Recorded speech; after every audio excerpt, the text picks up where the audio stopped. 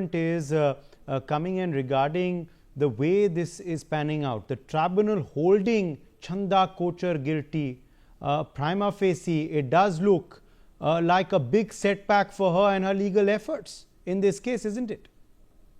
Absolutely, yes. I think if the tribunal has gone through the due process and has found out that Chanda Kochar is guilty, then I believe then that's what the case would be.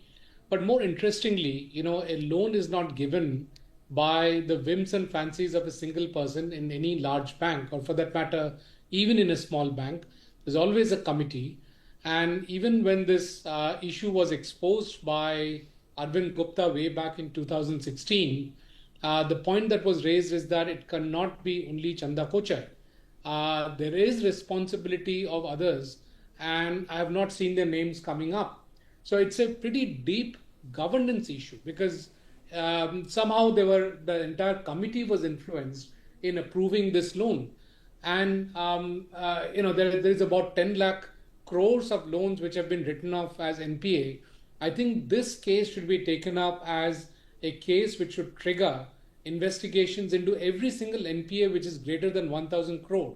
Because clearly, as Sharad Kohli laid out, there was a quid pro quo, and that is exactly what was investigated by the tribunal. So why are these large loans becoming NPAs without any recourse, and what is being done about it? And how does an entire committee agree to such large loans being given, where clearly there is a quid pro quo, clearly there is an element of corruption, and therefore there is a very large governance question mark. ICICI Bank is one of the best banks in this country, and if such a thing can happen at the highest level in one of the best banks in this country, then we are at a complete financial meltdown danger.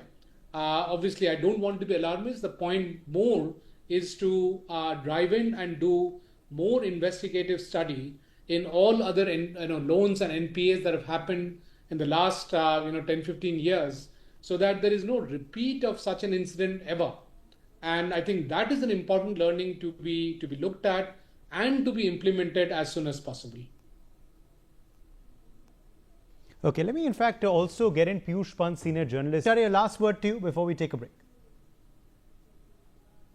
Where is this headed next, and what are the lessons that this entire episode offers us? Jaijit, I think you're on mute. Go ahead.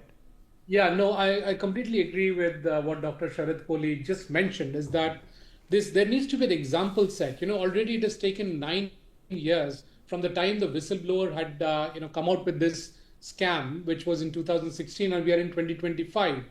We should have a process which accelerates this process of finding the truth, of finding out who are culprits, of being able to investigate the whistleblower statement, especially in such large cases, and absolutely make examples of people who have been caught, because it's very difficult to do a probe in every single bank and every single loan. So at least the ones where it is detected, I think there should be a big example made.